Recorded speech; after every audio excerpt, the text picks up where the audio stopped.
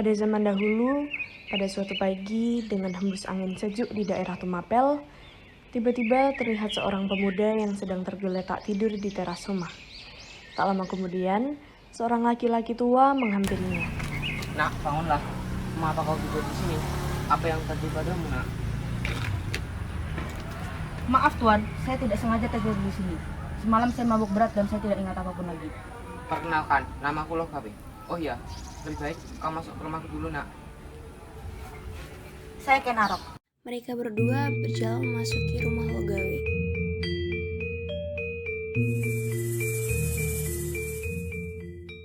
Duduklah, Kenaro. Aku ingin menyampaikan sesuatu. Perihal apa tuan? Aku sering mendengar namamu bahwa kau adalah pemuda yang gagah dan berani. Namun aku juga sering mendengar sifat burukmu. Jika kau ingin berubah, aku siap membantumu. Aku memiliki tempat yang cocok untukmu. Di manakah tempat itu tuan? Di tempat ini, kau akan mengabdi kepada Paduka Tunggul Ametung, pemimpin daerah Tumapel. Dia sedang mencari pengawal pribadi, dan aku yakin kau pasti diterima. Bagaimana mungkin engkau dapat siapin itu tuan? Sudahlah, panggil saja Paman, biar lebih akrab. Baik paman. Keesokan harinya, Logawe mengajak Kenaro ke Tumapel untuk diperkenalkan kepada Tunggul Ametung.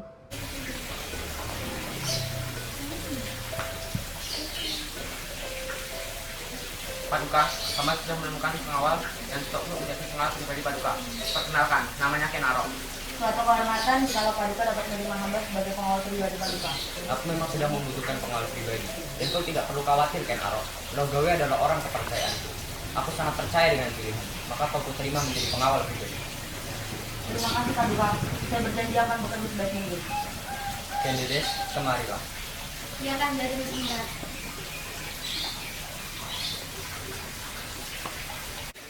Paman, cantik sekali wanita itu. Memang, tapi kau harus ingat Kenaro. Dia adalah si Paduka. Urusan nama nadinya seperti itu. Baiklah paman. Arok, perkenalkan ini adalah istriku, Ken Dedes. Ken Dedes, perkenalkan ini adalah Ken Arok, pengawal Kanda yang baru. Kau benar-benar cantik, Ken Dedes. Cukup tampang kayak itu. Siapa ya kira-kira namanya? Namanya aku tidak tahu dia siapa. Namanya kau tahu dia siapa? Atau kau hanya pura-pura tahu saja? Siapa bilang dia adalah pengawal pribadi Paduka Tunggul Ametung yang baru? Sungguh, artinya aku bisa melihatnya setiap hari. Senangnya. Oh saja kalau kau sambil ini kepadanya. Sedang membicarakan apa sih kalian? Asik sekali sepertinya. Makanannya belum matang. Bagaimana sih kalian? Cepat selesaikan. Tunggulah sebentar, ini sebentar lagi selesai. Tunggu bagaimana? Makan malam 15 menit lagi. Iya, astaga. Beberapa hari kemudian, sekelompok yang tidak sengaja melihat Ken Arok sedang mengamati Ken Dedes dengan kusyuk dari kejauhan. Hei, lihatlah, sedang apa sih setapan itu? Kau benar, mengapa Ken Arok memandang yang mulia Ken Dedes dengan tatapan seperti itu? Lihatlah, dia sesekali tersenyum mengamati yang mulia. Sepertinya dia jatuh cinta kepada yang mulia Ken Dedes. Kalian ini bicara apa? Sudahlah, lagi pula itu bukan urusan kita. Ayo, lebih baik kita kembali ke dapur. Ken Dedes, andai saja kau milikku. Beruntung sekali dia memilikimu. Bisa memandang wajah cantikmu setiap saat. Andai aku adalah dirinya.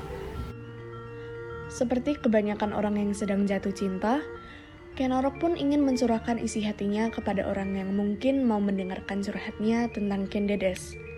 Kenaro pun menemui Logawe. Paman, aku ingin cerita padamu tentang sesuatu. Apa itu, Kenaro? Ayo ceritakanlah. Beberapa hari belakangan ini, aku selalu terpikir seorang wanita. Wajahnya yang cantik, senyumnya yang manis membuat aku tak bisa tidur.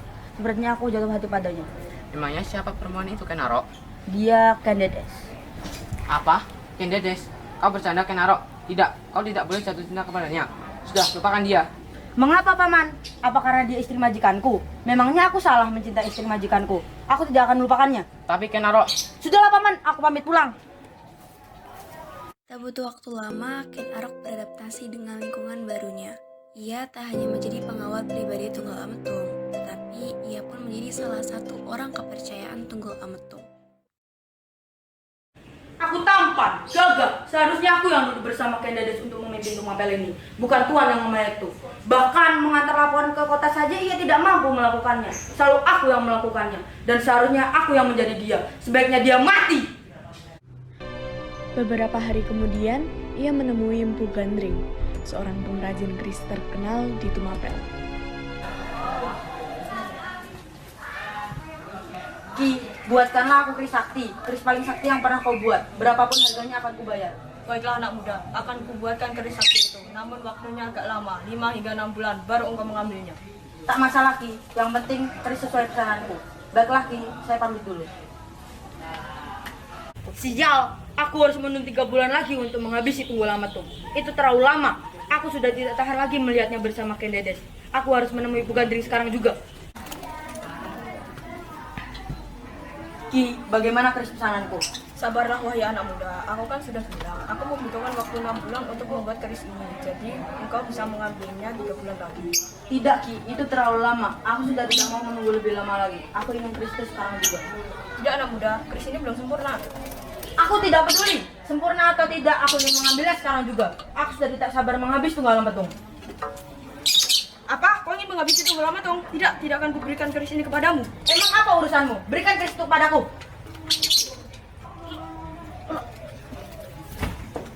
Ken Arok dan Empu Gandring pun berkelahi.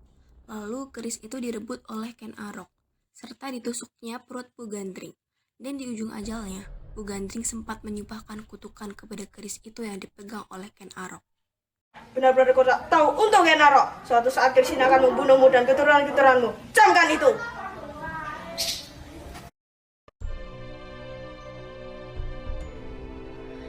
Lalu Empu Gandring pun meninggal, dan Ken Arok meninggalkan jasad Empu Gandring yang sudah terkucil kaku sendirian, sebelum ada yang melihatnya.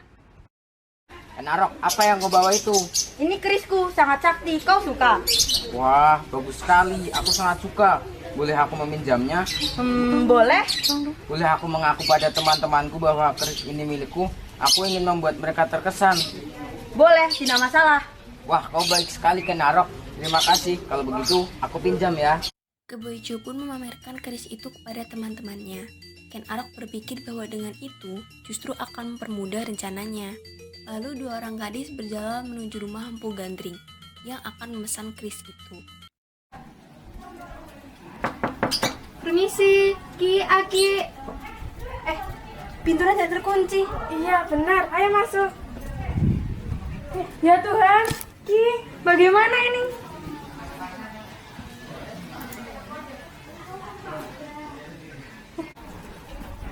Ada apa Nona? Tolong kami, Pak, Bu. Iya, tapi apa yang terjadi? Mari ikut saya.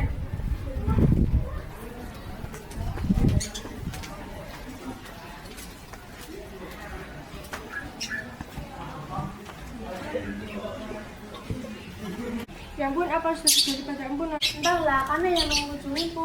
Namun ia tak menjawab panggilan kami. Lalu kami buka pintunya, kami tidak terkunci. Dan saat kami masuk, ia telah tergeletak lemas tak bernyawa. Pak, Bu, sungguh, kamu tidak mengetahui apa-apa tentang hal ini. Sudahlah, lebih baik kita urus jenazahnya. Kita harus menyemayamkannya karena beliau hanya sebatang kara. Hai, lihatlah apa yang bawa. Memangnya apa yang kau bawa itu? Ini keris baru milikku, Sakti Mandraguna. Kalian pasti tidak punya kan? Alah, aku tidak percaya itu keris milikmu. Coba sini lihat. Hanya untuk sekedar memastikannya saja. Wah, bagusnya keris ini. Bentuknya, tenggukannya, dan warnanya juga sangat mempesona. Tetapi tidak dengan pemiliknya. Alah, kau pasti bohong kan? Kau pasti terpukau dengan keris ini. Ngarep sekali kau. Bolehkah aku meminjam kerismu? Silahkan. Bagaimana, indah bukan? Apakah mau minjam? Apakah aku boleh meminjamnya? Hahaha, tidaklah. Lalu Kebo Ijo pun memamerkan keris itu ke seluruh desa, bahkan ke bagian di istana. Ken Arok, ini kerismu. Terima kasih. Tapi kau jangan memberitahu kepada semua orang bahwa ini keris milikmu. Soalnya mereka sudah mengira bahwa ini keris milikku. Kau tenang saja, keris ini tidak akan kukeluarkan karena aku membelinya hanya untuk koleksiku saja. Ken Arok, kemarin baru saja Tumapel mendapatkan penghargaan dari pemerintah kota. Sayangnya kau tidak mendampingi itu kemarin. Padahal penghargaan ini juga berkat dari Tuhan. Tidak perlu berlebihan Paduka, hamba sangat senang apabila hamba membantu Paduka. Hah, kagak Paduka, ada serangga di punggung Paduka. Oh iya, tolong Ken Arok singkirkan binatang ini.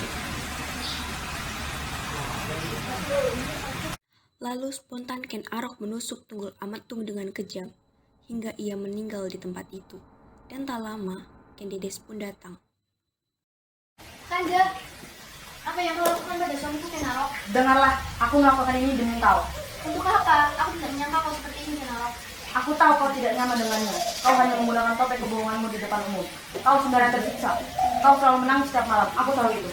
Kau tahu dari mana Kenarok? Tak penting. Yang terpenting aku akan membebaskanmu dari laki-laki kecil dan musik ini. Tolong, prajurit kemarilah. Apa yang terjadi dengan Paduka? Paduka telah dibunuh oleh seseorang. Yang mulia Kendedes telah menemukannya seperti ini. Tolong cari siapa pembunuhnya. Dia harus dihukum mati. Lantas, apa yang bisa kami lakukan? Sedangkan kami tidak tahu siapa pelakunya. Keris ini, cari siapa pemiliknya. Saya menemukannya tergeletak di samping Paduka. Itu keris kebo itu. Kemarin dia memamerkannya. Oh yakin tidak menuduhnya? Sangat yakin. Kemarin dia memamerkannya di kerumunan orang-orang. Ya sudah, setelah ini kita akan menangkapnya. Dan setelah itu kita akan menyemayamkan Paduka. Kau masih marah padaku, Kendedes? Aku tidak tahu harus mengatakan apa padamu Kenarok. Ataukah aku harus berterima kasih jika kau telah membebaskanku? Atau apalah aku tidak mengerti semua ini.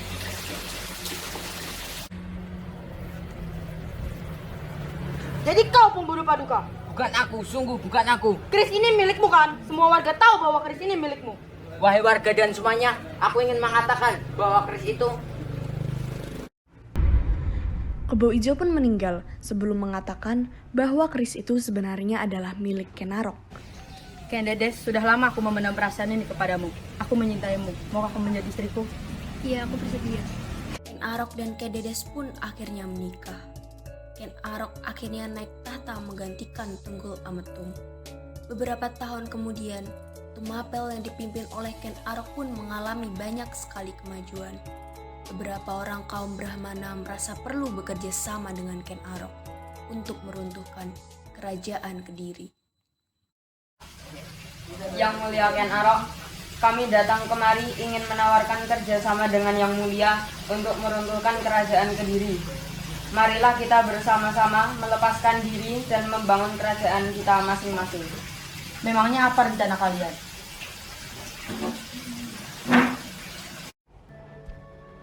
Mereka pun membisikkan tentang rencana mereka pada Ken Arok, dan rencana penyerangan mulai diagendakan. Akhirnya, setelah dilakukan penyerangan, pasukan Kediri dapat dikalahkan. Tumapel melepaskan diri dari kerajaan Kediri dan berkembang menjadi kerajaan yang dikenal dengan nama Singosari. Anak dari Kendedes dan Tunggul Ametung pun mulai beranjak dewasa. Dia bernama Anusapati. Anusapati merasa Ken Arok pilih kasih. Ken Arok lebih menyayangi adiknya, Tohjaya. Ibunda, mengapa ayah anda lebih menyayangi Tohjaya daripada aku? Apa jangan-jangan benar yang dikatakan orang-orang bahwa aku bukan anak kandungnya? Iya benar nak. Ayah kandungmu meninggal saat kamu berada dalam kandungan. Ibu sengaja tidak mengatakannya karena ibu rasa itu lebih baik. Ayah kandungmu dibunuh oleh seseorang nak. Siapa yang membunuh ayah kandungmu, ibunda? Mengapa ibunda diam? Apakah ibunda menyimpan sesuatu dariku?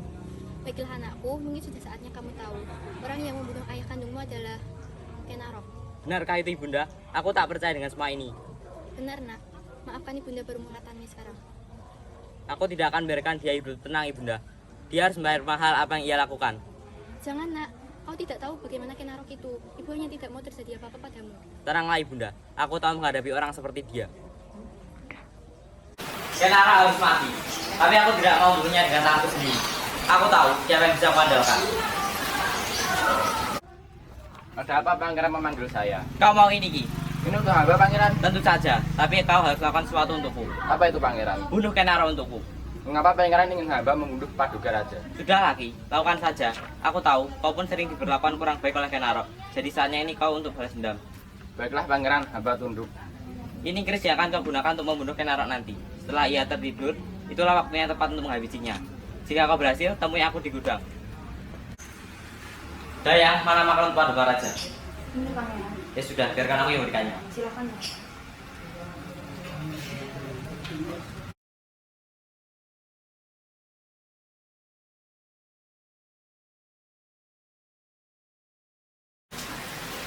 Ini ayah anda, makanan untuk anda.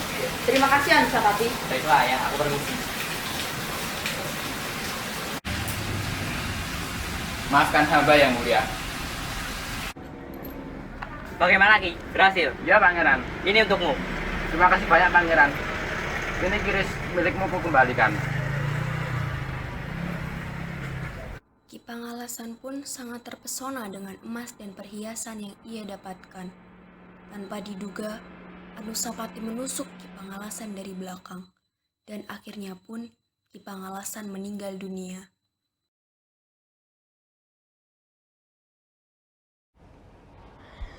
Anusapati pun naik tahta, menjadi raja menggantikan Ken Arok.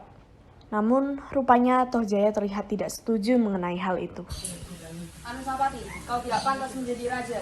Akulah yang lebih pantas sebab aku adalah anak kandung dari Raja Ken Arok. Tidak, kau tidak pantas memimpin Singosari ini. Ayahmu tidak pantas sebab ia yang merebut singgasana ini dari ayahku. Tunggulah mentung. Larasati, aku tahu kamu sakit hati dengan Anusapati karena ia telah mengkhianatimu dan lebih memilih wanita lain, bukan? Benar, aku memang sakit hati olehnya dan aku sangat tidak suka padanya. Maka dari itu, aku ingin mengajakmu bekerja sama untuk menghancurkannya. Caranya? Anusapati sedang asik melihat tanaman di kebun belakang kerajaan. Anusapati, tolong aku sangat butuh bantuanmu. Tapi aku bukan siapa-siapamu lagi. Aku mohon bantulah aku kali ini saja. Setelah ini aku janji aku tidak akan mengganggu lagi Anusapati. Baiklah, kau butuh bantuan apa? Mari ikutlah denganku.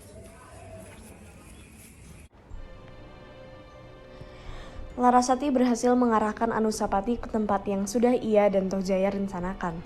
Saat Anusapati lengah, Tohjaya langsung menusuknya hingga meninggal. Tohjaya pun naik tahta menjadi raja menggantikan Anusapati. Namun, tak berlangsung lama sebab banyaknya mendapat protes dari warga dan elit istana, akhirnya kursi kepemimpinan pun diduduki oleh Ranggabuni.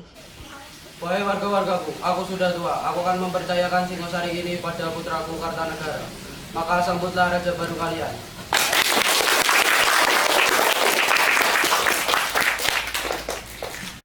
Aku ingin melakukan usaha pulusan daerah. Kuutus kaum Mahesa Anabrang untuk memimpin ekspedisi ini. Kita harus menggulingkan kekuasaan kerajaan Sriwijaya. Kita juga harus menggulingkan pengaruh Cina. Baik yang mulia. Mahesa dan pasukannya pun berangkat untuk melakukan ekspedisi yang diperintahkan oleh Kartanegara. Namun ternyata Cina mengirimkan wakilnya menemui Kartanegara untuk melakukan perjanjian damai. Saya kemarin ingin mengajukan buka damai agar tidak melakukan penyerangan lagi kepada kami. Bagaimana Pak Duka? Mohon maaf, saya tidak mau. Tapi Pak Duka, Silakan berdua lagi.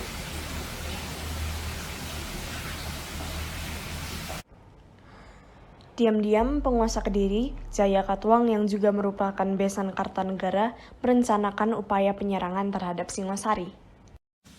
Singosari sedang lemah.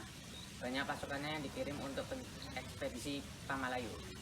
Ini saatnya kita melakukan penyerangan. Tapi Kanda, bagaimana dengan anak kita Jaya? Tenang istriku, anak kita pasti berpihak pada kita. Salam ngomong Pak Duka, memang mendapat kabar bahwa lusa Jaya Katuang akan menyerang Singosari. apa-apa lagi? Sialan. Kau boleh pergi Winarti. Baik Pak Duka. Dayang, tolong panggilkan Raden Wijaya dan Arda Jaya. Baik Pak Duka.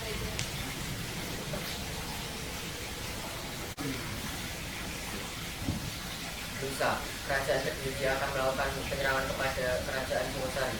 Maka dari itu, akan kuutuskan beliau untuk memimpin perlawanan ini. Mengapa kau diam saja, Arda Jaya? Aku tahu apa yang ada dalam benakmu. Maka dari itu, akan kuberi satu malu saja untuk itu.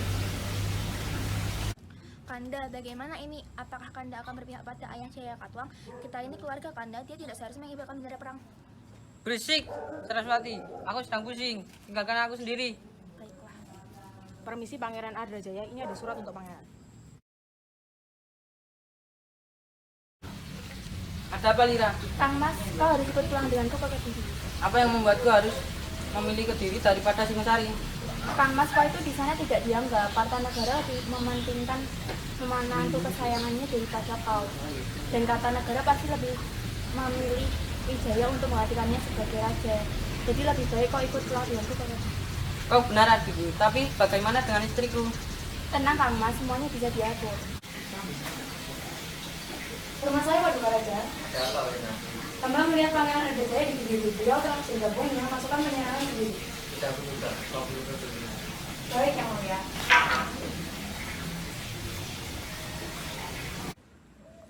Apa Kanda Arjaya lebih memilih untuk membela ayahnya? Kau sungguh tega, Kanda. Kau telah meninggalkanku. Sudahlah, anakku. Kau harus merelakannya. Tapi, Bu... Keesokan harinya, perang pun tak dapat dihindari. Karena kekurangan personel, akhirnya Singosari pun kalah. Kartanegara meninggal dalam tragedi ini. Maka runtuhlah kerajaan Singosari.